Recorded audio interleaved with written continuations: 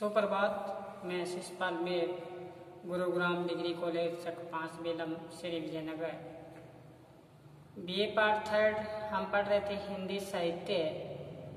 गत क्लास में हमने पढ़ा था असाध्य वीणा, और जो आज्ञा द्वारा संपादित थी असाध्य वीणा को प्रिय वंद के द्वारा हमने उनको साधा किया। उसमें से क्या क्या सुर निकले, किस प्रकार से उसमें सुर निकले, उसकी प्रतिक्रिया हुई, हमने बड़ी ही गहराई के साथ अच्छे ढंग से उनको शेर प्रसंग व्याख्या की थी। जैसा उसमें से आवाज आई वीणा में जिसकी वर्ती थी, वैसे उनको सुनाई दी। राजा का जो मुकुट था वो हल्का हो गया। किसी ने सुना, राजा ने सुना सबसे पहले कि यश की देवी आ रही है राजा का स्वागत करने के लिए। और उधर किसी व्यक्ति के दिनों से भूख से पीड़ित था, तो उसको ऐसा सुनाई दिया कि घर में आज तो रोटियां बन रही है, उसमें से खुशबू आ रही है। अलग अलग अपने जो भावना थी वैसे उनको अनुभूति हुई। जहाँ आशा वहाँ वासा, ऐसी अनुभूति होने के बाद में प्रियविंद उस जागृत अवस्था में था जो वीणा को, और उसको फिर वहीं सुला दिया और अपनी गहन गुफा में चला गया। यहाँ तक हमने अध्ययन कर लिया था, इनकी कविता असाध्य को पूर्ण कर लिया था हमने। उससे पहले रामधारी दिनकर की रचना, ये मैं बार बार आपको याद दिलाता रहूँगा कि आपके स्मृति में ये बात बनी रहे कि रामधारी दिनकर की रचना थी गुरु रश्मि रथी का तृतीय सर्ग कृष्ण चेतावनी। बड़ा ही अच्छी रचना थी, हमने पढ़ लिया था, उनका परिचय भी जान लिया था।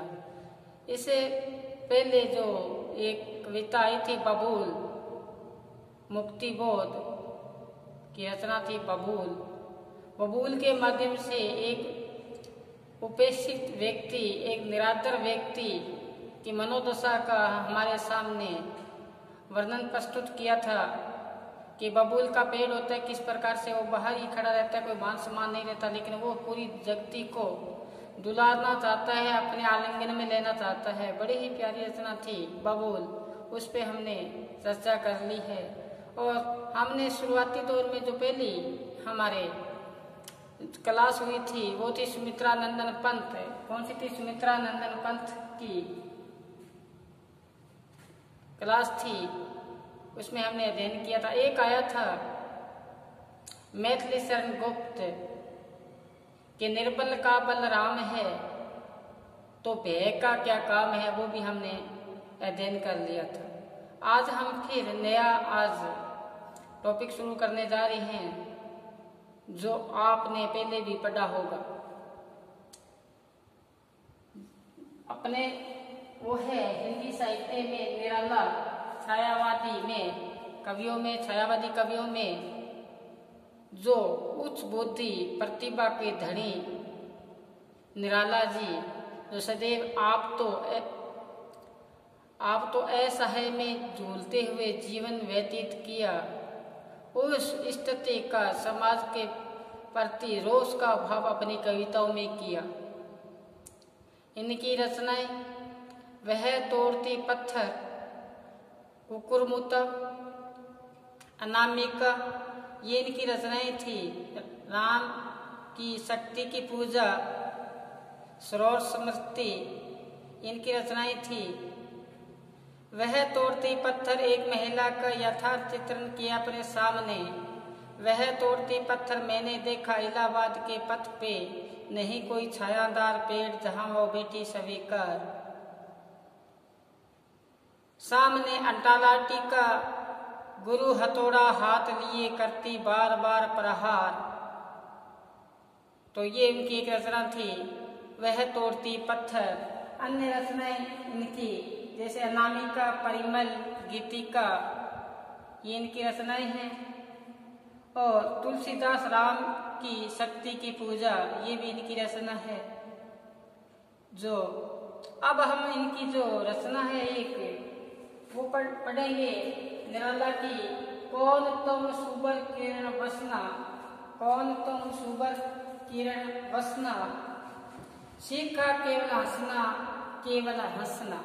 ये जो रचना है ये गीतिका काव्य से लिया गया है। कहाँ से लिया गया है? गीतिका काव्य से लिया गया है। कौन तुम सुबर किरण वसना, सीखा केवल हंसना, केवल हंसना, सुबर किरण वसना। निराला जी ने यहाँ पे प्रकृति को एक नायिका के रूप में हमारे सामने प्रस्तुत किया है मानवीकरण अलंकार के माध्यम से कि आप कौन हो, कौन तुम, कौन हो आप, सुबर किरण वसना, सुबर किरण वसना। यहाँ पे निराला जी, सूर्यकांत त्रिपाठी निराला जी अपनी जिज्ञासा प्रकट करते हुए कहते हैं कि सफेद किरणों वाली, सफेद किरणों वाली वस्त्र को धारण करने वाली तुम कौन हो? सफेद किरण वाली, सफेद वस्त्र धारण करने वाली, वस्त्र का मतलब वस्त्र धारण करने वाली आप कौन हो? आपने तो केवल हंसना ही सीखा है, मुस्कुराना ही सीखा है। सफेद किरण रूपी वस्त्रों वाली, सफेद किरण रूपी वस्त्रों वाली आप कौन हो? एक जिज्ञासा प्रकट करते हुए यहाँ पे निराला जी कह रहे हैं कि एक प्रकृति को एक नायिका के रूप में चित्रित किया है यहाँ पे निराला ने। तो क्या कहते हैं? सफेद वस्त्र रूपी आप धारण करने वाली आप कौन हो? आपने तो सिर्फ हंसना ही सीखा है, केवल हंसना ही सीखा है। तो कहते हैं सफेद रूपी वस्त्र किरण को धारण करने वाली आप कौन हो? आप कौन हो? तो जिज्ञासा प्रकट करते हुए निराला जी कहते हैं कि आप कौन हो? ये है गीतिका काव्य से लिया गया है। कौन से काव्य से लिया गया है? गीतिका काव्य से। क्योंकि अपने जब सह प्रसंग व्याख्या करते हैं उसमें पूछते हैं कहाँ से लिया गया है? गीतिका काव्य से।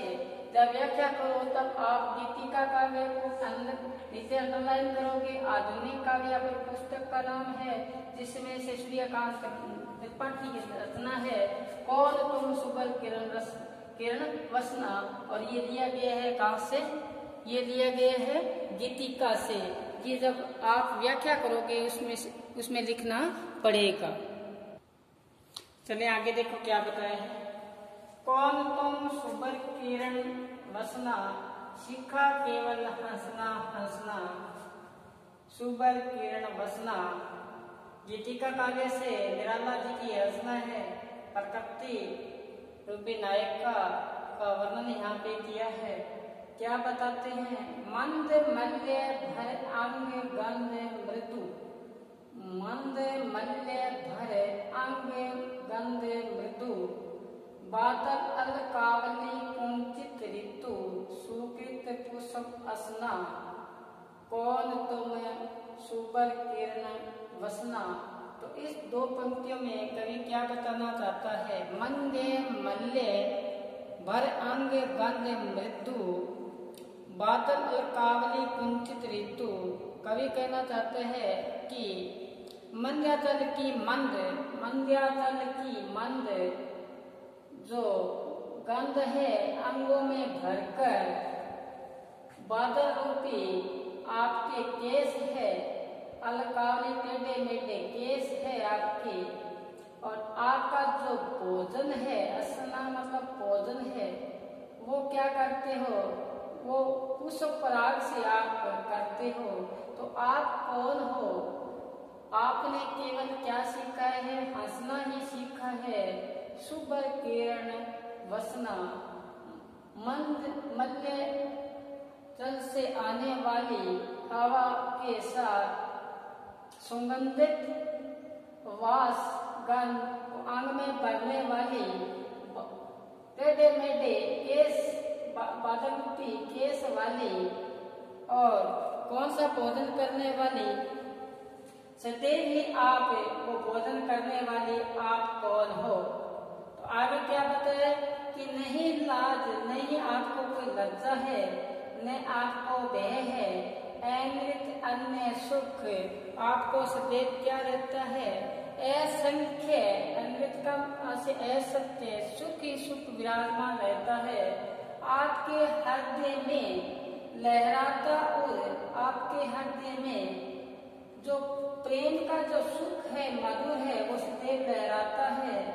अन्यास की ज्योतिर्मय मुख, आपके मुख से सदैव क्या निकलती है, ज्योति निकलती है, प्रकाश मान हो सदैव, जो आप उस स्नेह में, उस लगाव में, प्रेम में आप क्या करना चाहते हो, बाहों में लेना चाहते हो, पास कसना, स्नेह पास कसना, आप आलिंगन करना चाहते हो उसी प्रेम में। आगे देखो, चंचल कैसे रूप ग्रह पल, तरल सदा बहती कल कल, रूप राशि में टलमल टलमल, कुंद धवल दसना, कुल धवल दसना।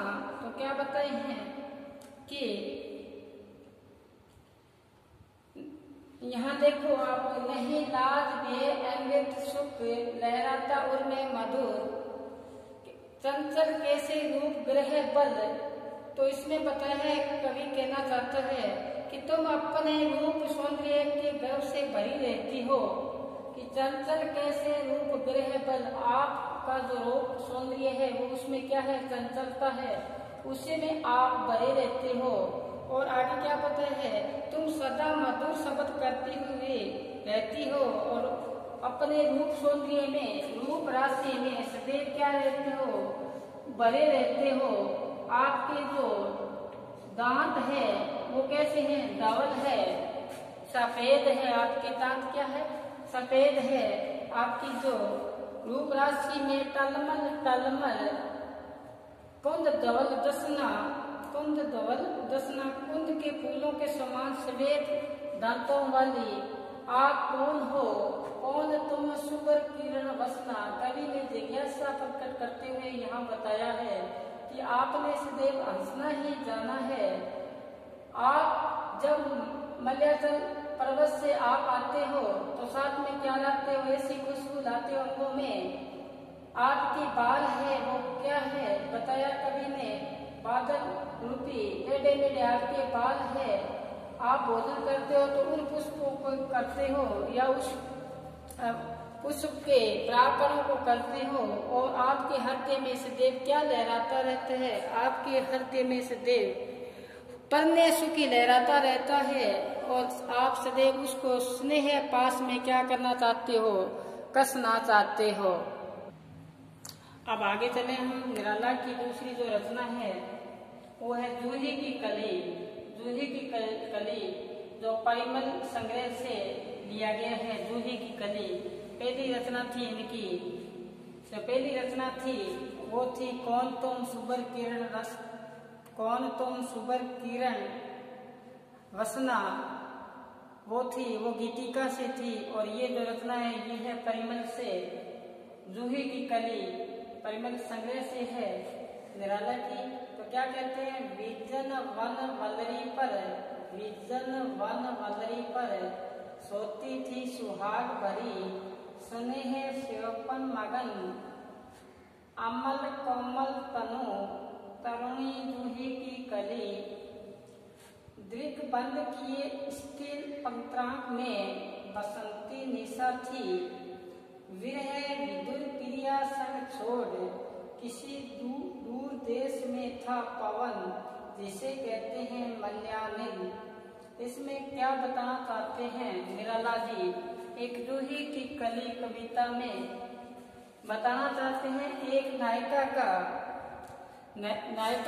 वर्णन किया गया है, जो प्रकृति रूपी नायिका है उसका, उसमें नायिका का आरोप करते हुए एक मानवीकरण अलंकार में यहाँ पे प्रस्तुत किया गया है कि क्या बताए, विजन वन, विजन का आशय यहाँ पे एकांत, एकांत वन में एक लता पर कौन सोई हुई थी, एक जूही की कली विराजमान थी, सोती थी सुहाग भरी, जो स्नेह में थी। जूही की कली थी वो स्नेह में थी। किसके स्नेह में थी? अपने प्रीतम के, उसी की वो क्या ले रही थी?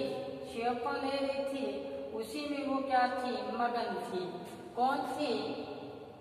एक जूही की कली, उसका जो देह था, तन था, वो बड़ा ही पवित्र कोमल था, वो तरुणी थी, युक्ति थी। कौन थी वो? जूही की कली। एक नायिका का मानवीकरण अलंकार के माध्यम से आरोपित किया गया है, तो ये अलंकार हुआ मानवीकरण। उसके आधार पर ये बताया है परिमल में कि उसका जो शरीर था वो कोमल था, अमलता देवी का से यहाँ पे सुप्ता तरुणी नौजवान अवस्था में कौन थी? जूही की कली।